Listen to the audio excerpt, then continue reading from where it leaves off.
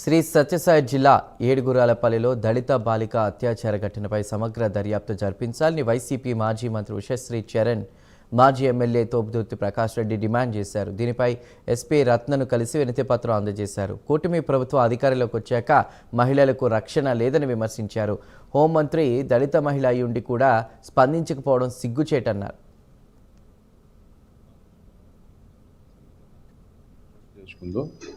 రాప్తాడ్ నియోజకవర్గంలో ఇది సభ్య సమాజం తలదించుకునేటువంటి చర్యగా జిల్లా అంతా ముక్తకంఠంతో దీన్ని ఖండిస్తున్నారు. ఒక తెలుగుదేశం పార్టీ మహిళా ఎమ్మెల్యే గ్రామానికి అతి సమీపంలో ఉన్నటువంటి ఒక గ్రామంలో సంపూర్ణంగా అది 40 సంవత్సరాలుగా వారికి రిగ్గింగ్ గ్రామము, ఏకపక్షంగా వారి పెత్తనము చెలాయించగలిగేటువంటి గ్రామము. ఆ గ్రామంలో ఆ పార్టీకి సంబంధించినటువంటి నాయకులు, వాళ్ళ కుమారులు, వాళ్ళందరూ కూడా ఒక తండ్రి లేని అనాథ బిడ్డని, దళిత బిడ్డని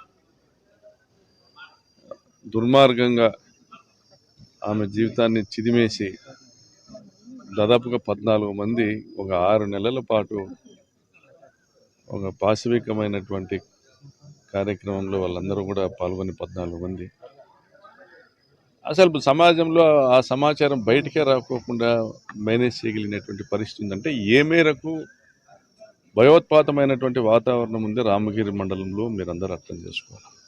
రాప్తాడ్ కాన్స్టిట్యున్సీ రామగిరి మండలం ఏడుగురుపల్లిలో జరిగిన దారుణం రాష్ట్ర వ్యాప్తంగా కూడా అందరూ చూసినారు.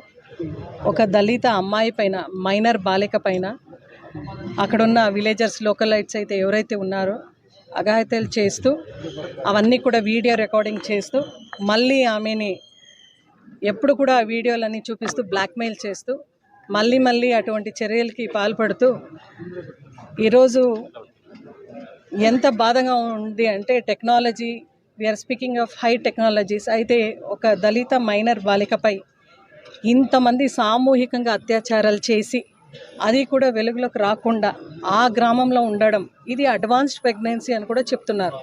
ఈరోజు పోలీస్ వాళ్ళతో మాట్లాడుతుంటే వాళ్ళందరూ కూడా చెప్తున్నారు, మేడం టెస్ట్ చేసిన తర్వాత కన్ఫర్మేషన్ చేస్తున్నాము, అడ్వాన్స్ ప్రెగ్నెన్సీ స్టేజ్లో ఉంది అని. ఈరోజు నేను అడుగుతున్నాను, అంటే ఒక అమ్మాయి అడ్వాన్స్ ప్రెగ్నెన్సీ స్టేజ్లో ఉంది అంటే ఖచ్చితంగా విలేజర్స్ వాళ్ళందరూ కూడా చూసింటారు, అక్కడున్న వ్యవస్థ వాళ్ళందరూ కూడా చూసింటారు. అయితే ఇది బయటికి రాకుండా అక్కడే ఉంది అంటే ఎంత భయభ్రాంతంలో ఆ గ్రామం